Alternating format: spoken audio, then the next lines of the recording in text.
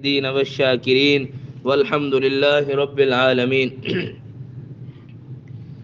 اذ انتم، اور جس وقت تھے تم ادھر والے کنارے پر اور کافر پرلے کنارے پر تھے، اور تجارت کا قافلہ تم سے نیچے کی طرف تھا، اور اگر تم آپس میں وعدہ کرتے تو البتہ اختلاف کرتے وعدہ پورا کرنے میں، اور لیکن تاکہ اللہ فیصلہ کرے اس معاملے کا جو طے شدہ ہے، تاکہ ہلاک ہوں وہ جو ہلاک ہونا چاہتے ہیں کھلی دلیل کے ساتھ، اور جو زندہ رہنا چاہتے ہیں زندہ رہیں کھلی دلیل کے ساتھ، اور بے شک البتہ اللہ سننے والا جاننے والا ہے.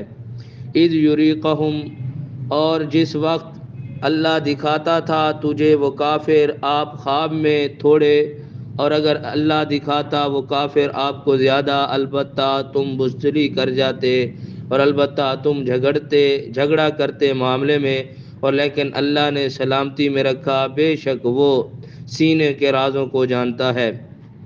اور تم کو دکھائی وہ فوج جب تم آمنے سامنے ہوئے تمہاری آنکھوں میں تھوڑی، اور تم کو تھوڑا کر کے دکھایا ان کی آنکھوں میں، تاکہ فیصلہ کرے اللہ اس معاملے کا جو طے شدہ ہے، اور اللہ ہی کی طرف لوٹائے جاتے ہیں سب کام. میرے بھائیوں، بزرگوں، عزیز نوجوان ساتھیوں،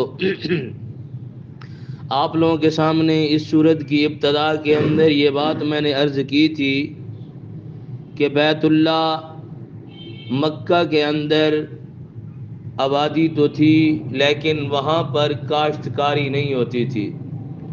وہ اپنا غزر اوقات 2 سال کے اندر تجارتیں کرتے، اس کے ذریعے وہ اپنے زندگی کے اوقات کو گزارا کرتے. ایک سفر گرمیوں کا، ایک سردیوں کا. اب جب شام کا انہوں نے سفر کرنا تھا، دارالندوہ کے اندر انہوں نے ایک میٹنگ بلائی، اور اس کے اندر انہوں نے کہا کہ یہاں پر مسلمان تھے، ہم ان پر دباؤ ڈالتے، ان کے اوپر ہم زیادتی کرتے، ظلم کرتے، ہم ان کو روکتے تاکہ ان کی کوئی بات نہ سنے.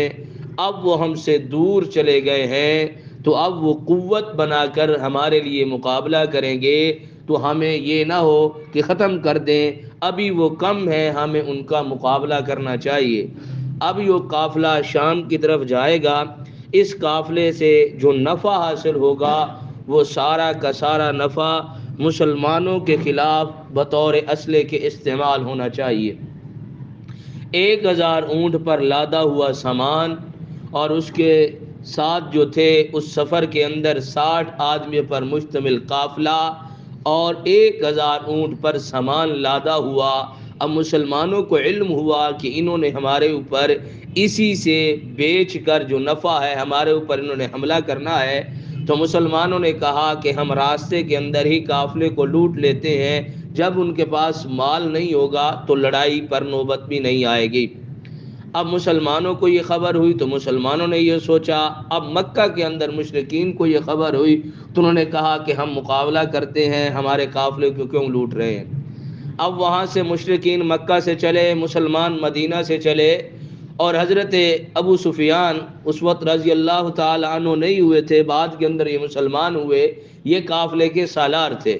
تو انہوں نے قافلہ دوسرے راستے سے، جو نامعلوم راستہ، مشہور راستہ نہیں تھا، اس راستے سے ڈال دیا.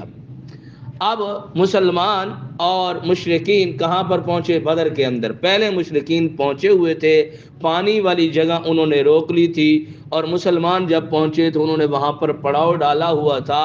اب وہاں پر جب مورچہ بنایا گیا تو حضرت خباب رضی اللہ تعالیٰ عنہ، یہ جنگی معاملات کے اندر ان کو بڑا تجربہ تھا، تو انہوں نے عرض کیا کہ یا رسول اللہ صلی اللہ علیہ وسلم، یہ جو مورچہ بنایا گیا ہے یہ اللہ کی طرف سے ہے یا آپ نے خود انتخاب کیا ہے؟ اگر اللہ کی طرف سے ہے تو ہم چوں چرا نہیں کر سکتے، اگر آپ کی طرف سے ہے تو پھر ہم بطور مشورے کے عرض کرتے ہیں کہ یہ جگہ ٹھیک نہیں، دوسری جگہ کا انتخاب کیا جائے. رسول اللہ صلی اللہ علیہ وسلم نے ارشاد فرمایا کہ اللہ نے صرف لڑنے کا حکم دیا ہے، اور اللہ رب العزت نے کیا ہے، مورچے کا یہاں پر وہ انتخاب نہیں کیا. تو حضرت خباب رضی اللہ تعالیٰ نے کہا کہ یہ جگہ چھوڑ کر ریت کے ٹیلے پر بنایا جائے. پھر آپ نے یہ بات پڑھی کہ پھر وہاں پر جب ٹیلا کے اوپر ریت کے ٹیلے پر مورچہ بنایا گیا، بارش ہوئی، وہ جگہ جم گئی اور کافر نچلی والی تہہ کے اندر تھے، تو اب کیا ہے وہاں پر پانی جمع ہو گیا۔ ایک زہری سبب ان کو شکست کا یہ بھی ہوا کہ وہاں پر کیچڑ ہو چکا تھا اور پانی ہو چکا تھا۔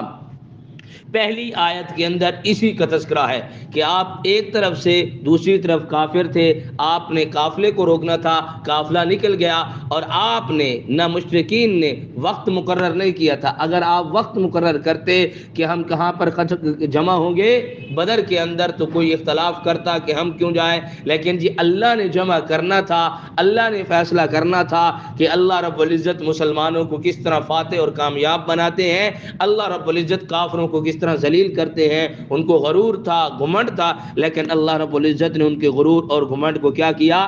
ریزہ ریزہ کر دیا۔ آگے ہے وَإِذْ يُرِيكُمْ، یہاں سے رب ذوالجلال کا پاک ارشاد ہے، اللہ کہتے ہیں کہ جب آپ کو ہم خواب کے اندر دکھاتے تھے کافروں کی تعداد کم۔ اب دیکھو بھائی، یہ غزوہ بدر سے پہلے رسول اللہ صلی اللہ علیہ وسلم کو خواب آیا، رسول اللہ صلی اللہ علیہ وسلم کو خواب کے اندر کافروں کی تعداد کم دکھائی گئی اور مسلمانوں کی تعداد زیادہ دکھائی گئی، لیکن جب وہاں پر پہنچے تو کافروں کی تعداد زیادہ تھی، مسلمانوں کی تعداد کم تھی۔ تو اب یہاں پر ایک سوال پیدا ہوتا ہے، سوال یہ ہوتا ہے کہ جو پیغمبر کو خواب آتا ہے وہ خواب اس طرح ہوتا ہے جس طرح میں اور آپ ہم سب بیٹھے ہوئے ہیں، یعنی سونے سے پہلے جو چیز دیکھتے ہیں وہی اگر سونے کے اندر پیغمبر دیکھے تو وہی بات ہوگی، یعنی سچا خواب ہوتا ہے۔ تو اب یہ اس کا تبدیل کیوں ہوا کہ تعداد وہاں خواب کے اندر کم دکھائی دے گئی اور لیکن حقیقت کے اندر کافروں کی تعداد زیادہ تھی؟ اس کا مختصراً جواب، اس کا جواب کیا ہے؟ اس کا جواب یہ ایک خواب کی صورت ہوتی ہے، ایک حقیقت ہوتی ہے۔ حقیقت وہ ہوتی ہے کہ جو ہم خواب کسی کو بتاتے ہیں اس سے تعبیر پوچھتے ہیں۔ اب دیکھو حقیقت یہی تھی کہ ان کی کیونکہ تعداد جس کی کم ہوتی ہے شکست بھی اسی کی ہوتی ہے، صورت کے اندر وہ زیادہ تھے لیکن حقیقت کیا تھی؟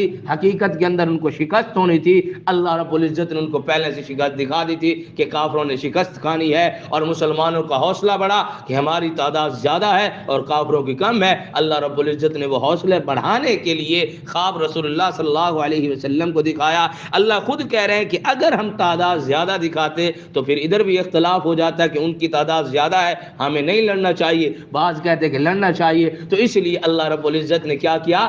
خواب دکھایا اور خواب کے اندر ان کی تعداد کو کم دکھایا اور حقیقت کو بتا دیا کہ تم نے کیا ہونا ہے؟ فاتح۔ ام فضل یہ آپ صلی اللہ علیہ وسلم کی چچی ہیں، ان کو خواب آیا کہ آپ صلی اللہ علیہ وسلم کا ایک ٹکڑا جسم کا کاٹ کر میری گود کے اندر ڈال دیا گیا ہے۔ اب یہ پریشان ہوئی، صبح اٹھی اور روتی ہوئی رسول اللہ صلی اللہ علیہ وسلم کے پاس پہنچی اور عرض کیا کہ میں نے بہت برا خواب دیکھا ہے۔ آپ صلی اللہ علیہ وسلم نے کہا بتاؤ تو صحیح۔ اس نے کہا کہ نہیں میں نے بہت برا خواب دیکھا ہے۔ پھر پوچھا گیا، اصرار پر اس نے کہا کہ آپ کے جسم کا ایک ٹکڑا کاٹ کر میری گود کے اندر ڈال دیا۔ تو رسول اللہ صلی اللہ علیہ وسلم بڑے مسکرائے اور کہا کہ یہ تو ماشاءاللہ بہت اچھا خواب ہے، کیونکہ میرا لخت جگر حضرت فاطمہ رضی اللہ تعالی عنہا کا بیٹا پیدا ہوگا حضرت حسین، وہ اس کو آپ کی گود کے اندر رکھا جائے گا، آپ اس کی پرورش کریں گی۔ دیکھو صورت کتنی عجیب بنی اور حقیقت کتنی زبردست نکلی۔ تو اس لیے اللہ رب العزت نے پہلے صورت دکھائی پھر حقیقت پر یہ چیز کو مبنی کیا۔ اور رسول اللہ صلی اللہ علیہ وسلم کے اس زمانے کے اندر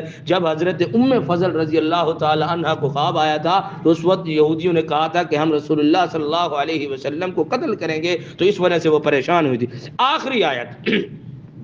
آخری آیت کے اندر رب ذوالجلال کا پاک ارشاد ہے، اللہ کہتے ہیں کہ اب تم فیصلہ کر چکے تھے کیونکہ اب جب وہاں پر پہنچے ابتدان جو آگے لوگ کھڑے ہوئے تھے وہ کافروں کے کم نظر آئے، صحابہ کا حوصلہ بڑھا کہ ہمارے سے تعداد کم ہے، صحابہ بھاگے لڑنے کے لیے اور جب دیکھا تعداد ان کی پیچھے تھی اور وہ آگے آ چکی، تعداد اب زیادہ ہو چکی تھی، تو اب رسول اللہ صلی اللہ علیہ وسلم نے ریت کو اٹھایا اور اٹھا کر دے مارا، جہاں بھی کافر تھے سجے کھبے آگے پیچھے، اللہ رب العزت نے ان کی آنکھوں کے اندر ریت کو ڈال دیا۔ اللہ نے اعلان کروایا رسول اللہ صلی اللہ علیہ وسلم سے، ریت پھینکی آپ مارنے ہے، اور آنکھوں کے اندر ڈالنے والی ذات کون تھی؟